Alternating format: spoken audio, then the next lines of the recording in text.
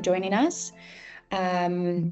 We are glad you're taking the time out of your busy day to come and listen to us talk about some stuff. I'll introduce myself. My name is Cindy. I look after the product marketing at ecommerce. And my guest today is Justin Drennan. I was telling Justin before the webinar that I was looking through his CV and it's quite impressive. So I had to write it all down. So let me just quickly go through my list. So the only way to get credibility. Don't worry. This is exactly. I got to get you the credibility of proper serial entrepreneur, e-com heavyweights. CEO and co-founder of Want It All, CEO and co-founder of Parcel Ninja.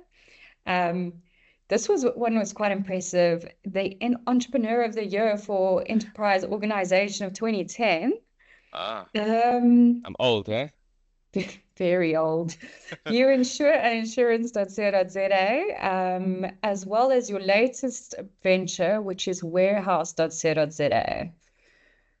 Yeah, can you give us a bit of an overview of this new venture, Justin? And thank you for joining us.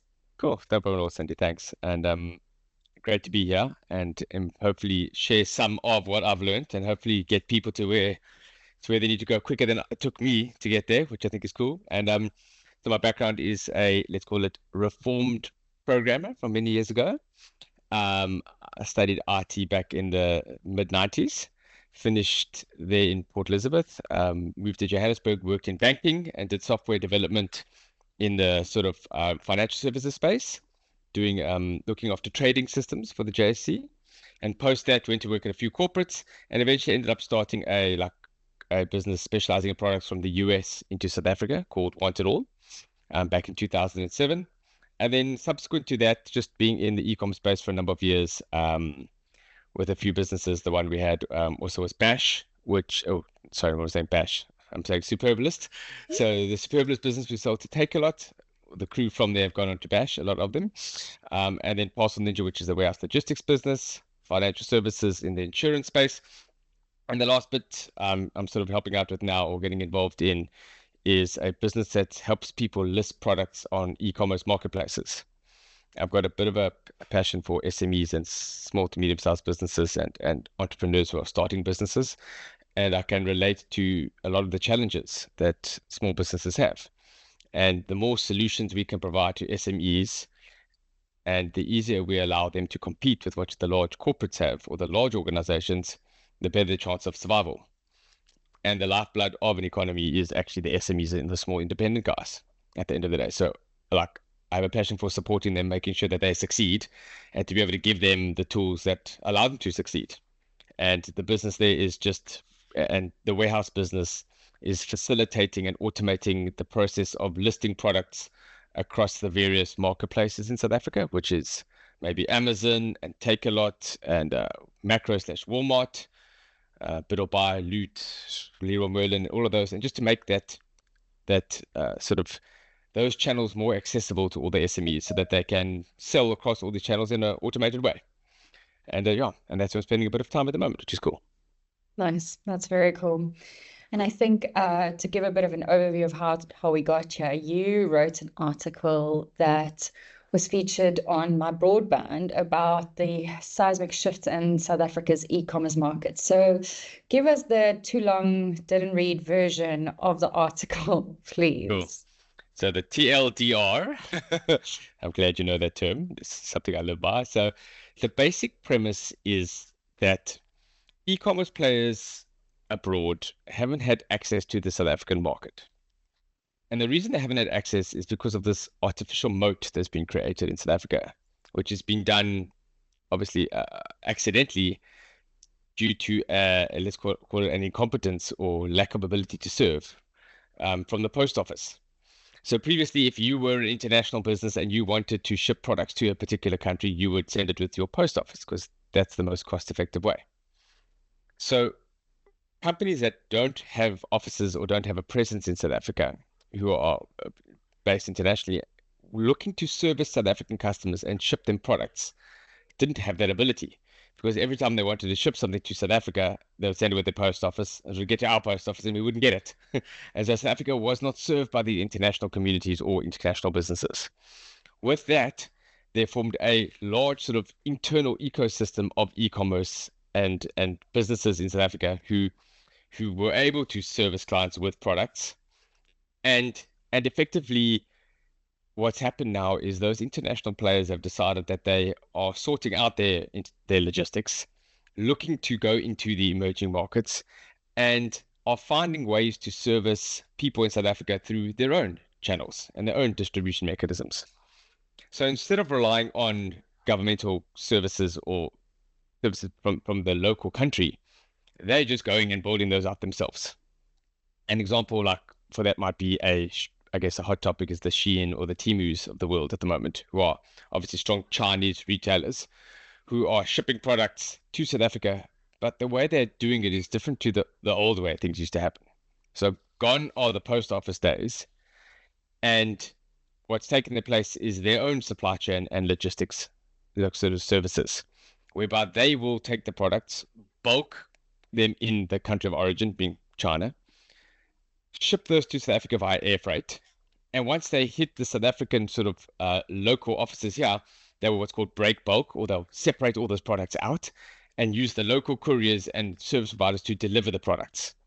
So the rails or the processes are independent businesses and business itself. So South Africa being logistics and courier businesses, international being whoever international providers are. But the point is that they're now getting access to these markets in a cost-effective way because they have the scale. And what we're seeing now is that further entrenchment or development of these businesses targeting emerging markets, one of them being South Africa, with these products and effectively competing with local retailers in a variety of categories.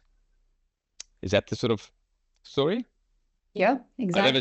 don't know if it's too TLDR, but it seems like it's okay. No, it's perfect. And I think that's that's exactly when I was scrolling and I stopped my doom scroll. That actually was a thumb stopper. And I read the article and I was thinking about the impact, because right now you can't do a Google search without getting a Temu ad. I mean, you might not know this, and I didn't actually prep you for this question, but how are they doing that? How are they getting away with like dominating AdWords and dominating the ads? Hmm. So I think that's something I also realized. It was funny. I think it was last Saturday, or it was this Saturday. I was looking for a particular piece of clothing for one of my kids, who's a 9-year-old boy, and he wanted a suit jacket for some reason. So I said, okay, well, let's go have a look for a suit jacket. It's obviously a thing. And upon querying it, it's almost impossible to find local retailers in this space. The entire sort of Google search results, which is largely advertising based and paid for, is completely dominated slash inundated or with either Shein or Temu, funny enough, at the moment. And I think that it's limiting or hindering the actual Google search experience as one part, because I actually can't find a local retailer. And they've started now putting a little South African flag next to the retailers, but that helps a little bit. I actually just want to filter by South African retailers only. Partly because I want to support local. Secondly, I want local service. I want the returns process, and I want all that good stuff that goes around that. But it's so difficult to find amongst the noise to signal ratio is so bad that there's so much of this international noise that I can't find the signal, which is the product I actually want. And how are they going about doing that? I think that's just a function of marketing spend. And I think that what's happened there is I've watched this sort of like process unfold through following a number of retailers in South Africa, where they go, okay, well, look, Shein and Temu are there, or one of them, and they're dominating all the search results, and they're paying their way for this. But everyone starts like that, and then they drop their spend, and then it goes back to normal because they're not profitable. To which I said, well, we must just have a look at their results, because I think Temu is owned by Pinduoduo, which is a large Chinese organization, and they are a profitable business. So don't expect them to stop doing what's working, if I can call it that. And the principle is quite sound in that without the scale, you can't get the logistics cost down. Yes. So to get that logistics cost down, because you need big bulk to ship things to get the rates that you need, which then can give you the cost that you're looking for, you need to have a critical mass. And so you need to buy that critical mass to start with. And part of that is what you're witnessing here. In other words, they're buying the critical mass to get the pricing that they need for the logistics and all of those things. They are um, buying customers today, and the price you pay for a customer, I think today is the cheapest price you'll ever pay for a customer because competition inherently increases over time. So they are like acquiring customers, gamifying the experience, keeping people within the Shein and Temu ecosystem. In other words, don't go to Google to search for a product. Start on our platforms rather, which what happens with Amazon in the US. And once that gets ingrained or entrenched in the psyche and the way that people operate, that ends up what's happening. And a lot of the South African retailers over the last few years, it's not like Shein has arrived overnight. It's been here for a few years, and the large retailers almost like scoffed and ignored it. However, when you go see what's happening in certain markets and certain categories, individuals, cohorts, segment sizes, whatever you want to call it, just go look at the Shein Facebook page in South Africa. Which is a larger community that's formed by individuals. It's not run by the company. It's just someone decided to start the local Shein Facebook group, and it's probably got 250, 300,000 people on it. No way, I And haven't checked. and that's a random Facebook group that someone's just started to do something around this, and it's got that much traction. And from seeing that, it should give you some sort of idea of what, like that there's some inherent groundswell, grassroots movement, etc. from that. And and and that should give you some indication that there's something happening. So it's got 247,000 users. I just had a look. Wow.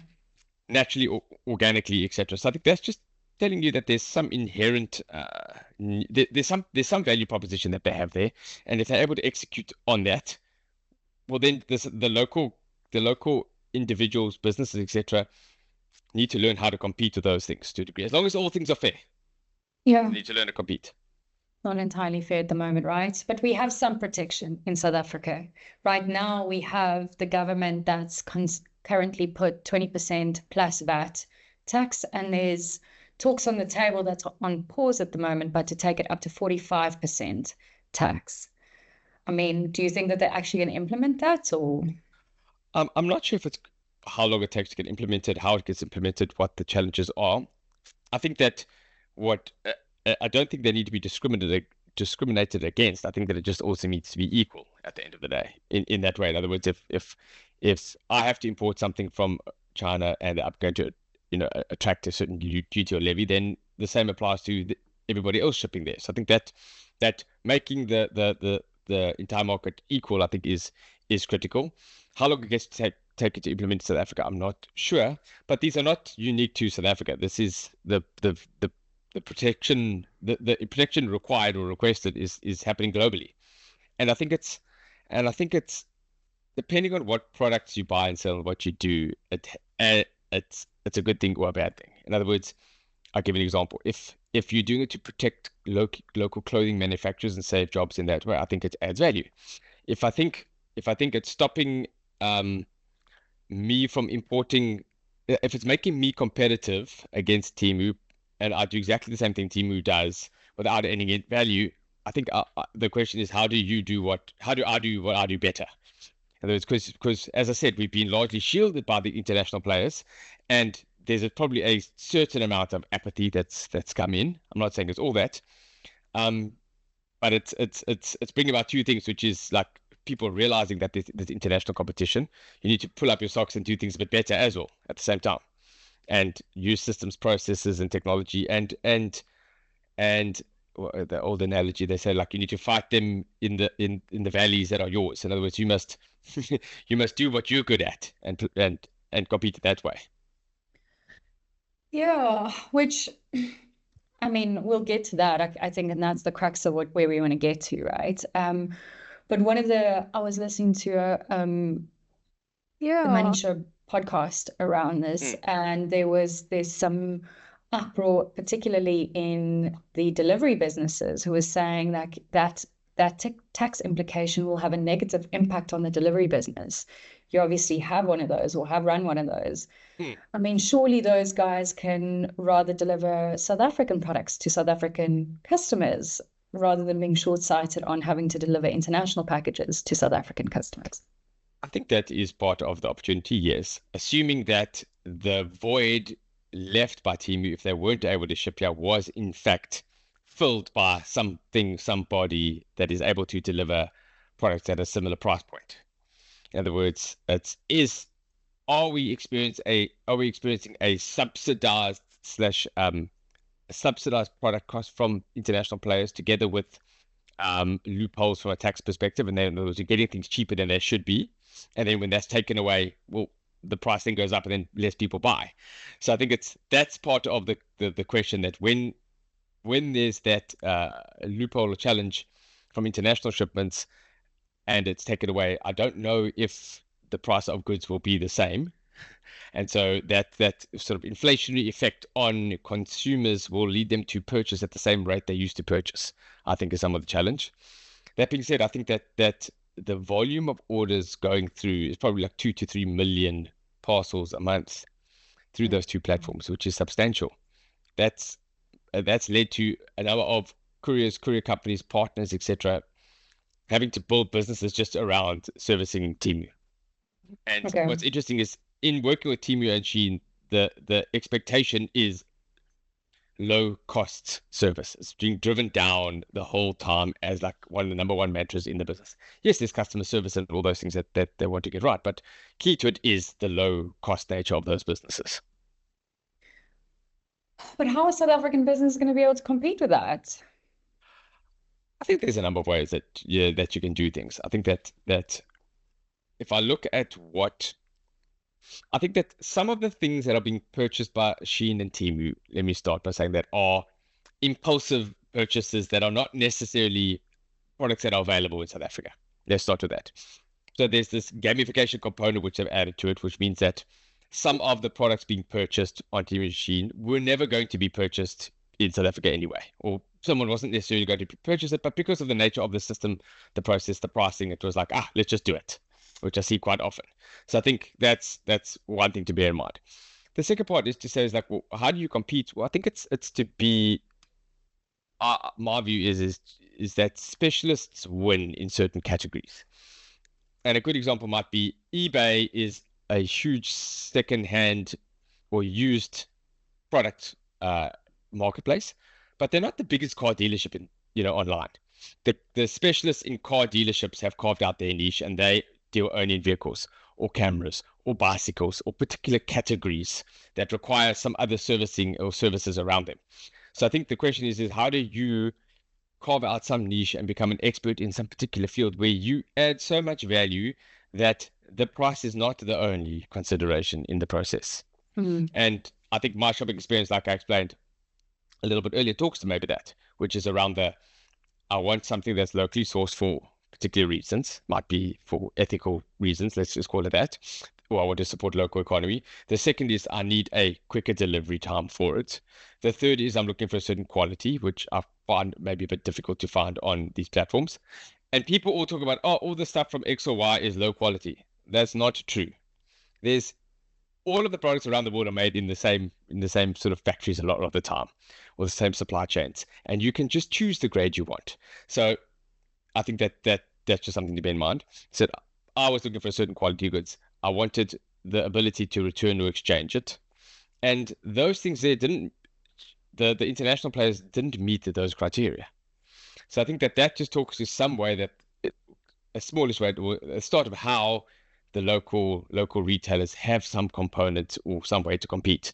I think the bigger challenge is around those retailers or SMEs or businesses that built the entire business on sourcing Shein or Temu type products, selling them locally, and not creating value or a brand or something more around that, which is almost like opportunistic retail 101. So that's the basics. So if I was buying something from overseas or China, etc., getting manufactured, bring it to South Africa, opening the box and sending it to the clients, well, then what value was I really creating at the end of the day? I wasn't. I was just I was a hindrance in the process, because you'd have to pay me money to be a middleman to do something that someone else could do.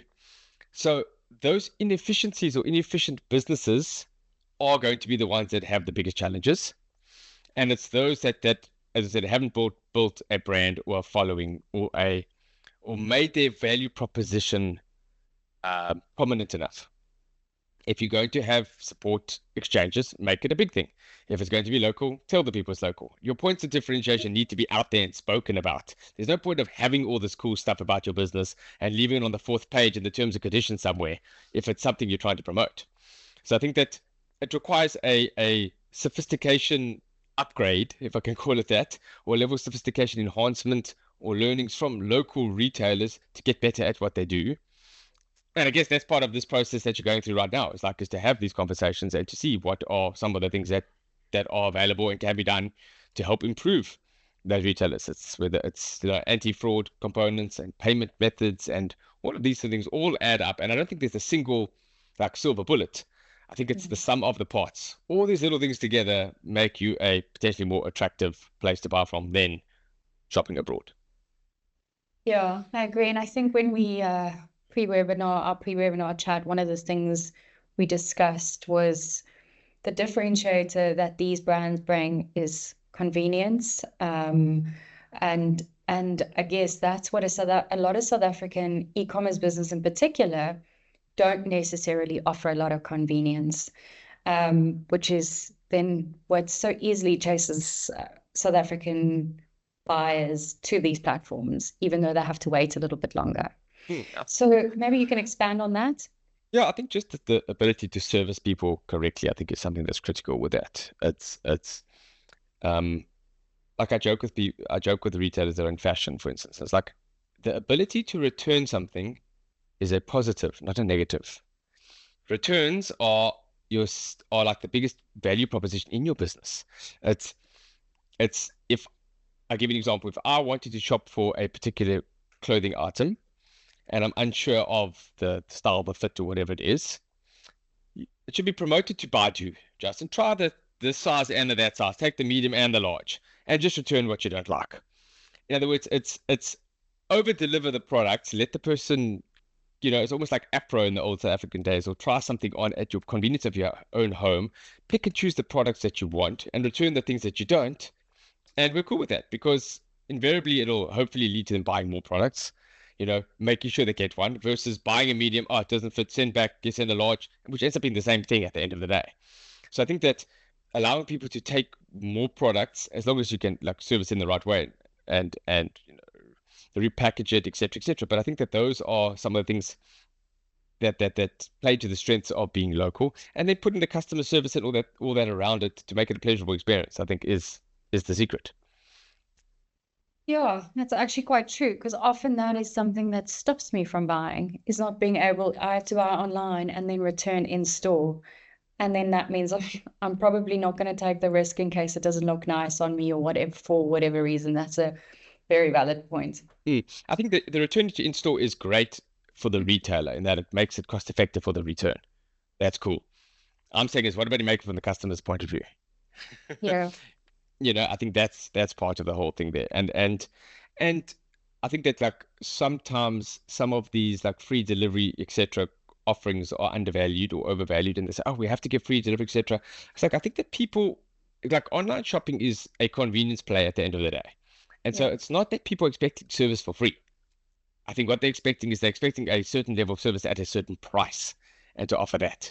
So I think that, oh, no one wants my product same day, for argument's sake. Well, why is it your choice?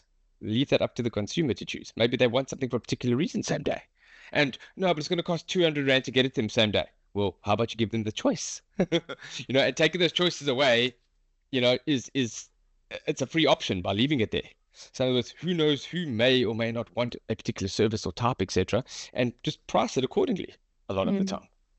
And don't assume you know everything about the consumer and how they want it or when they want it. It's never no. It's everything can be yes at a price. It's a unique principle, which you don't find in South Africa. You find it in the US always. It's don't tell me I can't have it. Just tell me how much it costs. That's Give me the the difference. choice. Yeah. Give me the choice. Choice and convenience. I like that. Yeah, I think, I mean, obviously this wouldn't be a proper webinar if I didn't push some product in here somewhere, but I think this is exactly why, and we have to wonder on the call, they'll take us through this later, but why we, product development, make sure we offer various payment options. So whether you're buying on social, whether you're buying online, whether you're buying in person or selling, or whether you're selling online, selling in person, wherever you're selling, you should be able to get your payments and all, make it quite convenient for your buyer, because that convenience will improve your conversion rate essentially. Yes, 100%. I think just giving all of those payment options, within reason, I think assists the person, let them pay in the way that they want to. Why should Yeah. you hinder that? And I think that that's part of, I think that's part of the process. And I think that it's choice is what people are looking for. If it doesn't cost you extra to give those choices, then even better. Yeah. You see? Yeah, and then conversation we had, or some thoughts I had, was around building your own sort of databases, whether that's somehow so that you own your customers' data rather than giving it to a third party. We know also with Amazon coming into play. I know you obviously work with an aggregator of marketplaces, but surely that's the holy grail, is your own consumer data, and that should be something you build as well on top of this. 100%. I think that retailers that allow people to come and shop and leave without collecting any information about the customer are missing a trick and have been for years. And if you look at what's happened with Checkers, Extra Savings, Pick and Pay, Smart Shopper, Clicks, Club Card, all of those are willing to give away like 1% of revenue, which is a material number, in exchange for your information, which just talks to the invariably the value put on customer information or customer insights. So the fact that when I buy something and use a card, they know who I am and what I'm buying, allows them to then infer or or or communicate with me in a way that is more relevant, targeted around products or services that I may or may not need, and allows them to understand me from a both demographic and psychographic perspective, and generate more revenue from me.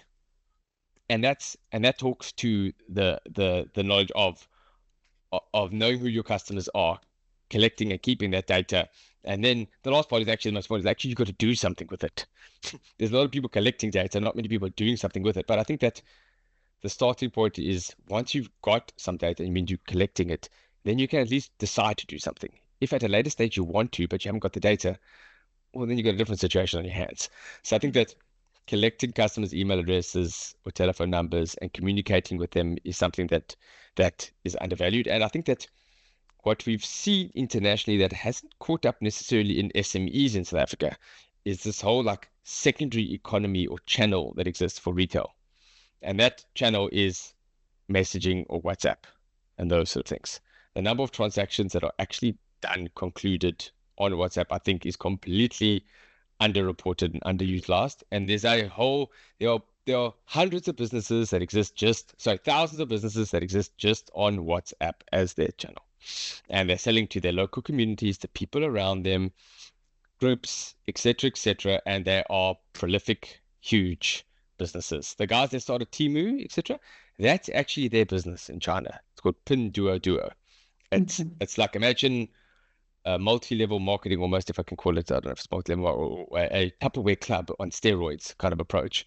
And it's all sold over social. It's people selling to their communities on WhatsApp, etc.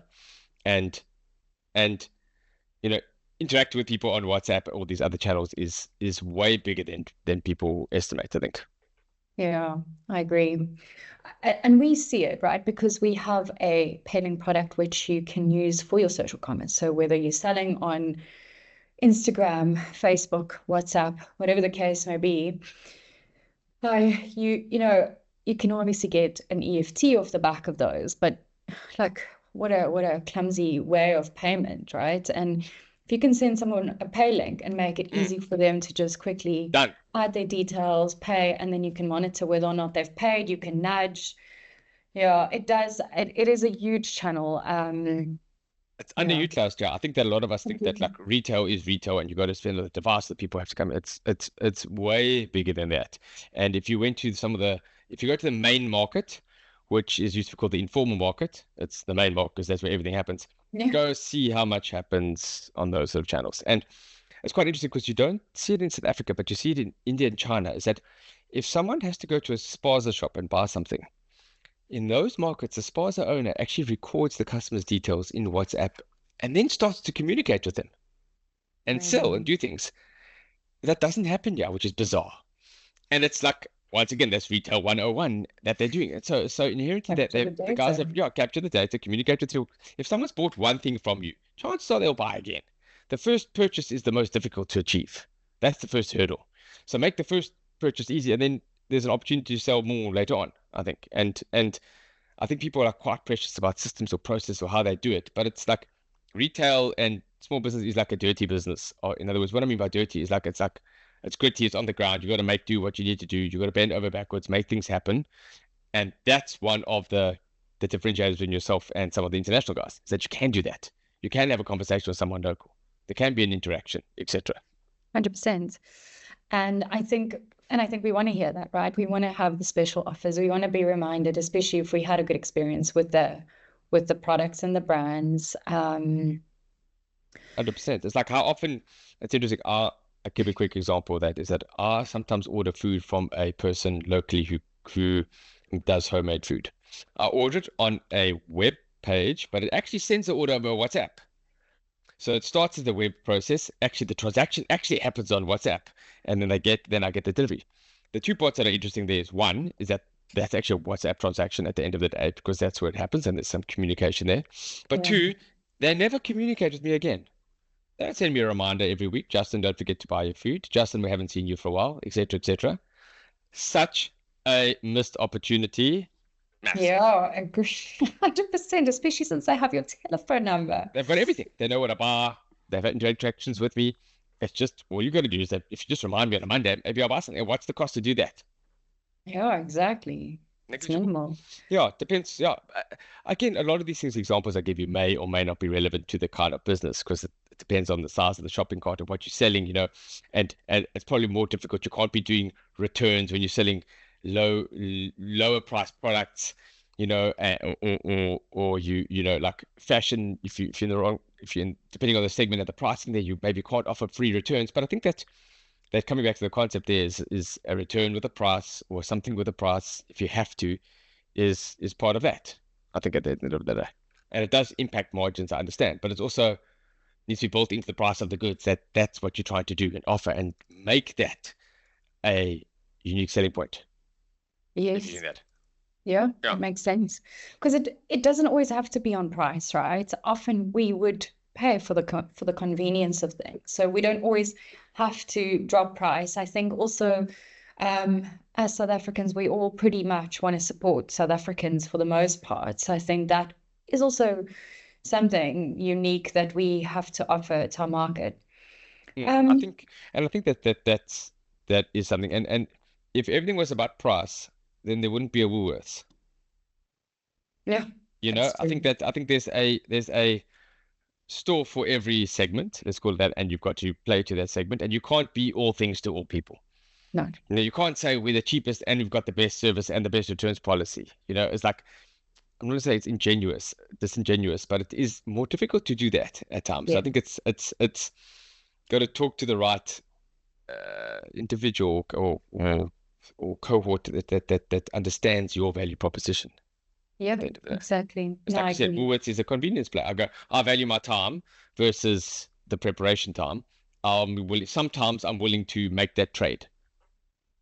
Exactly. Exactly. If it calls for it, if the product calls for it, if the situation calls for it, we will Mm, all pay a higher price if it is in the moment required. yeah, And I think that's why, yeah, and I think as South Africans, I know that that's pretty much why most people are here. How do I not cut my GP margin, my GPs, so that I, still have a profitable business to compete with these big players who can buy in bulk and undercut locally. It will come down to the deliveries, the payment options, the convenience, the quality. There are so many different factors that we can look at here. And I think that like relationships, I think a big thing in South Africa that's undervalued in that way. Also, like South Africans are very relationship orientated. It's a very relationship orientated country where relationships play a bigger part than people realize, especially in commerce and retail. And it's who people know, how people get done, etc. And make sure that you keep those relationships, I think is in an SME is critical to that. Like, it's before someone goes and buys from a different retailer, especially from overseas, there needs to be some guilt factor that they need to be Exactly. reminded of in that way. If I'm joking, I'm joking about it in that way, but there's definitely needs to be some visceral response or something to that. And I found that South Africans do want to support other South Africans. There's this, that concept exists here and is in reinforced daily. Yeah, I really The like that you Ubuntu just said spirit that. is there. Yeah, Yeah, I really, really like that you just said that because that's me. I mean, my kids, oh, they hack me all the time for Shein and Temu products because some stuff just on you just can't buy here. And it's an absolute no. There is no way I will support local until the yeah, day I die. Working yeah. for a SME supporting businesses, there's just absolutely no way. Um, It's it's funny. It's actually I joke with people around this, and that is whenever you start a business and your friends come and support you, like everyone's giving a discount to their friends, right? That's what it, that's the wrong way to do it. Your friend should be supporting you and paying the normal price that everyone else should be paying. It's like that's how you support one another. You don't support one another by buying from your friend that they make no margin. I That's not support. agree. Support No, is the no. antithesis of that. It's like you've got to help your friends and support. So when guys come, Justin, I've started X or Y and I'm supporting them. It's like, no, no, I don't want a discount. Please don't discount your stuff. I'll rather pay full price and support you because that's part of the journey that you're going on. 100%. That's how we all get started. Yes. That's how we build business, Mm. right? By paying full price and making sure it's profitable. Yes, especially from your friends who are trying to help you, but by giving them that discount that they think they're helping, but they're not. Yeah. Hey, Thanks, Justin. That was very cool. So I think we're running out of time a little bit. So maybe what we can do, I'd love to just get like your sort of final thoughts and a summary of what you think South African small businesses can do to compete in this space by not dropping their margins and just give them a little bit of a like a takeaway, if you look, will. I think play to the strengths, which is the local, the community, the product, the specialization, the returns, the RP around something. In other words, add value. If I'm going to buy a camera, I'll buy it from a camera store potentially because they can tell me what lens or something I need because I don't know about that. Make sure that you can add the value, know your product, be able to assist people in that, take them through the purchasing journey, if I can call it that, and let them help you. And I think that talks to like the strengths part. And then make sure that what you have is of value. People are just willing to pay the price for something that they perceive to be valuable. It doesn't have to be the cheapest, not the most expensive, but they have to feel like they're getting value for it. That there's after sales support, there's all those things, there's a credibility component and all of those things. And as I said, and being willing to support uh, the product and the customer support that goes along with that, whether it's through all these other channels, other mechanisms of doing it, and less let try use some of the channels and processes that other people don't have access to. The local community, the WhatsApp, the after hours, maybe the community, all of those things I think add up, and it's as I said, it's some of the parts that get you somewhere. 100%. Thank you for that. And I mean, this isn't a huge broadcast, but definitely support local as much There as you go. possible. I think that's if I was going to do a parting message, support local. Um, 100%.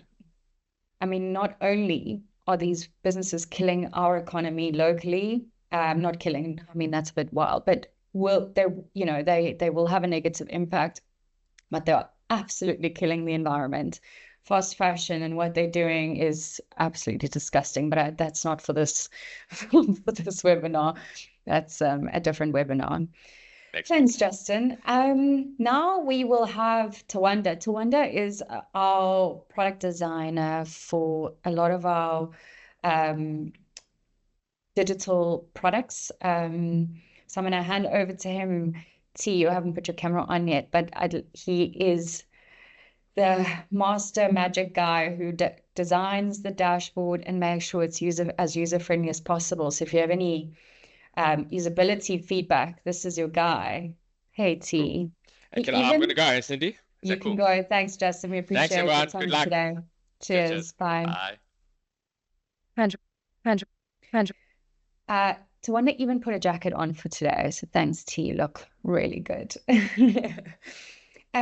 T, if you can take us just at a high level through some of the dashboard features, in particular, the flexible payment options that we offer, which is obviously one of the one of the ways where we can play and help supporting the South African business differentiate is by giving them multiple ways to get their customers to pay. So if you can take us through. Thank you. Thanks, Cindy. Good evening, everyone. Can you guys hear me well? Perfect. Great. Okay, I'm gonna share my screen. Thanks again, Cindy, for that warm welcome. I think it put me under I'm on the back burner because I need to prove that these our products are very user friendly now. Great. So I'm just gonna jump right straight into it. This is the iKhokha dashboard. So if you want to access it, you can go to dashboard.ikhokha.com. You use your credentials that you use on your app, or if you're familiar with the dashboard, you know it's quite straightforward. Email and password, and you'll be logged in. So on the left, we have a dedicated section for payments. So this is where you find all the payment related functionality. We've made it quite simple, and we've brought it to the top so it's easy to find, because we know that's one of the key things you're trying to do with your business, which is, I guess, enabling that exchange of value. You know, without that exchange of value, it's really hard to make any sell, all right? So just to run through it, we've got two key sections. You've got the online section, which hosts the PayLink product and the invoice product.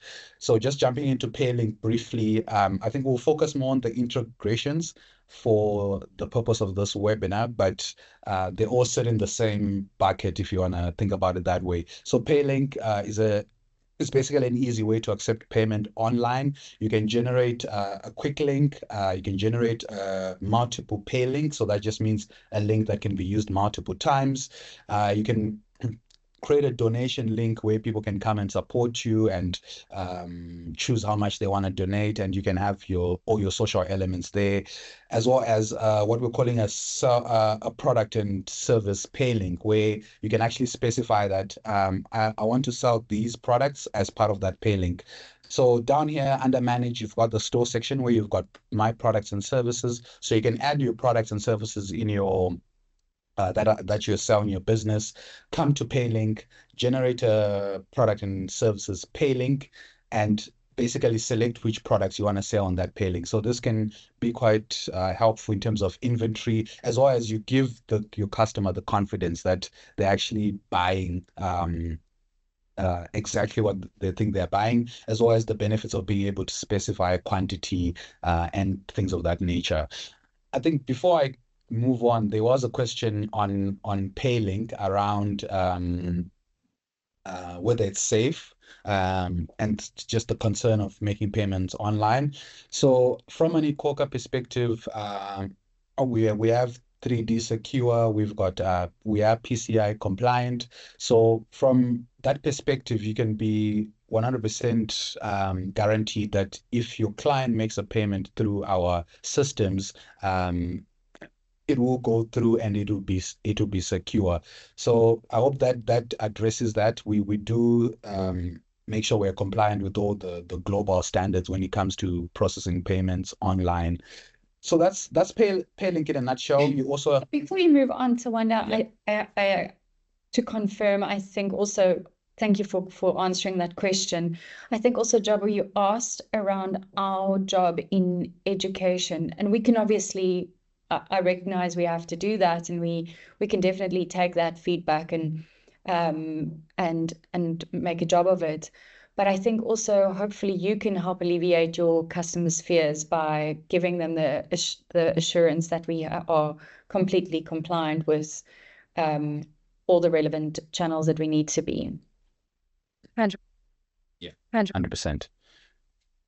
All right. So you also have the invoice product. So really the idea is simple. You can create invoices through eCoca and also accept payment. So we've built all the payment rails within the invoice. Once you email the invoice to your customer, they can just click on a link that will be supplied in that invoice and make a payment towards that invoice. So it will all reflect here in your IK invoice history. So quite convenient if you don't already have an invoice platform you're using, or you don't really like the invoice platform you're using, because often you have to share your banking details and things like that. This is just more simple for your customers, because you send the invoice. The ways to pay is the way to pay is already included in there, and you can also track all the payments within the Coca dashboard, and will obviously settle you or pay out that money that you received through that invoice. So to jump to where I want to spend a bit more time in the integrations, I think trying to align with the discussion around e-commerce and taking advantage of, I guess, the space and the market. We have three main products that play in that space. So the first one I'll just run through is what we're calling the IK buy button, where you can basically create a button that you can embed within your website. So your custom website, Wix website, WooCommerce website. So it's quite simple. I'll try and do a quick demonstration here. You can specify, so you could create multiple buy buttons for each product that you have within your store. This is a quick way to set up and get going for if you're on a custom website. So I'll specify, let's say my product costs $4.99. I've got a payment reference here. I'm just gonna say what's a good I'm gonna say bicycle. That's what comes to mind. Okay, this is quite a cheap bicycle. Let's make it 2499. And then you can provide a description. Maybe it's 1 times Titan bike, something like that. I think as Justin was mentioning, we have the option to collect customer details. That's on by default. So as Justin mentioned, it's probably wise to keep that on and collect your customers' details. But you do have the option to disable that if you just want your merchants to speed through the checkout. That's also an option. You can also trigger to accept tips. So if you want people to tip you as part of this payment, you can also allow that. You have other options up here, like allow customers to pay any amount. So if it's more like I guess a product where you just want to set a minimum amount, or you're happy for someone to pay whatever amount that they need to pay, you can do that through that option as well. So if I click continue, you get a preview of the buy button. So it's quite simple. We've simplified the styling for this particular product. So you can choose between a yellow, black, and teal, or white button with an outline, depending on what makes sense for your site. You can increase the radius of the button or make it more square, just to fit in with the style of your website, as well as increase the length or not. You've got some display options here where you can choose to display the reference, which is the actual product that you're selling, or display the price as well. So that could also come as part of that buy button package. So if I click create IK buy button, I'll just confirm here, yes, create the button. You just take a few seconds to create, and then your buy button is created. So you can share the code with your developer over email, WhatsApp. If you're the developer yourself, you can just copy the code here and embed it in your website. We do have some help articles in terms of how to embed it on Wix, WordPress, as well as a custom website. So if I open this as an example, we've got documentation for you to walk through step by step in terms of how you embed it. So if you do have some programming or development background, it should be pretty straightforward for you to follow along. So that's it from a IK buy button perspective. I did want to demonstrate it quickly. So if you go down here and click download button, that will just take a second download. If I open that HTML file, basically what we had as a preview will appear here. Of course, this will appear with the context within your site. So this will be embedded within your site. So it wouldn't just be a button, it will be sitting under a product and so forth. But I wanted to demonstrate what happens when you click buy now. So when you click buy now, that's gonna allow your customer to complete the details. You've specified that you need their details, so they'll complete their name, email, cell phone number. They've got the description of the product, as well as the product itself, as well, and then they can complete their address here and click pay. So from just creating that buy button within the dashboard, embedding it, you're good to go in terms of payments. That money will be received by us and ultimately paid into your business account. So quite simple and an easy way to get going from accepting payments online with the iKhokha. So from there, you've got the payment gateways. So that's WordPress, Wix, and ShopStart. We support all those three platforms. So you can generate a key, which you can then go on and embed in these different platforms. We do have steps in terms of how to do that, and if you need more detail, you can go into our help center to read more about it. But it's quite straightforward for someone who knows how to do it. Or even if you don't know how to do it, I think if you spend a couple minutes reading the material, it's quite easy to copy these details. So you've got your application key ID there, you've got your secret key, which would all be required for your website to be connected with iKhokha and for that payment to happen securely. So that's another way. If you're running a WooCommerce or a Wix website or ShopStar website, you can just add us as a payment plugin, which is quite straightforward and quite nice, because then you just put in those details and you're off to the races with regards to accepting payments. And then lastly, you've got payment API, which is kind of gives you full flexibility. So you can basically define where that payment happens, how it happens, the button in which that payment is created.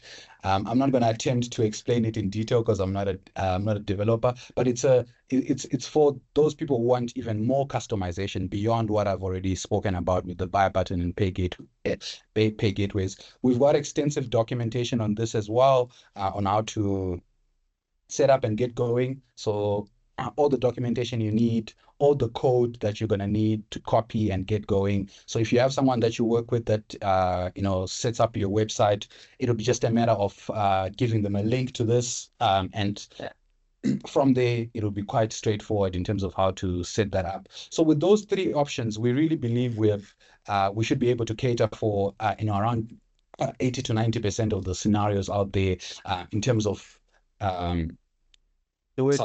accepting payments with online stores in South Africa. I think we're always continuously developing, evolving, and adopting new trends out there. So I wouldn't imagine in a year's time there'll be potentially another method that we add to this, because we're always continuously building new things and making sure that it's easy for you to use and it works, because ultimately we know you guys are pressed for time. You're not going to be trying to figure these things out in the moment. You want to help the customer.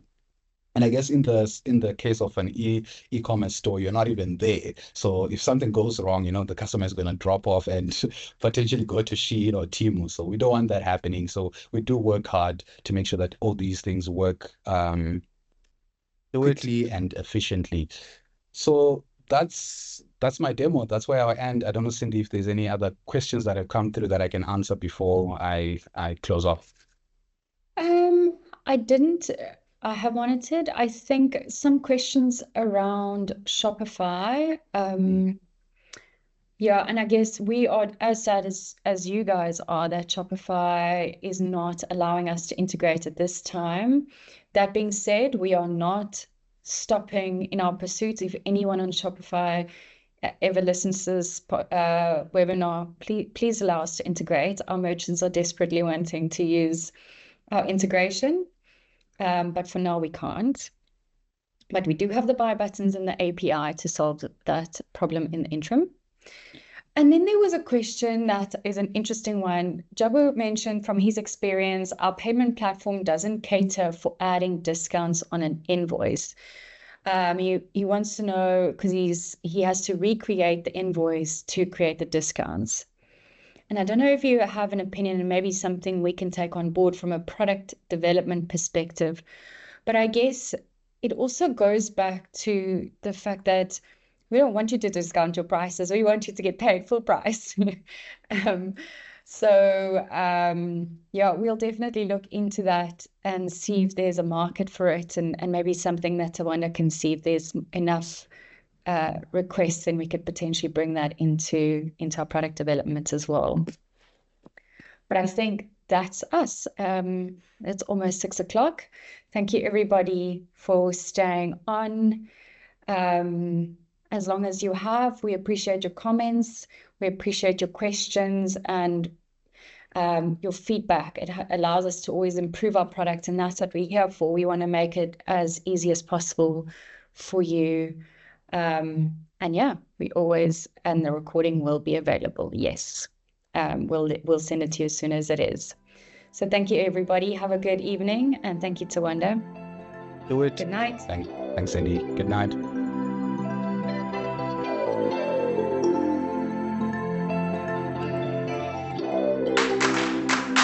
Ikoka.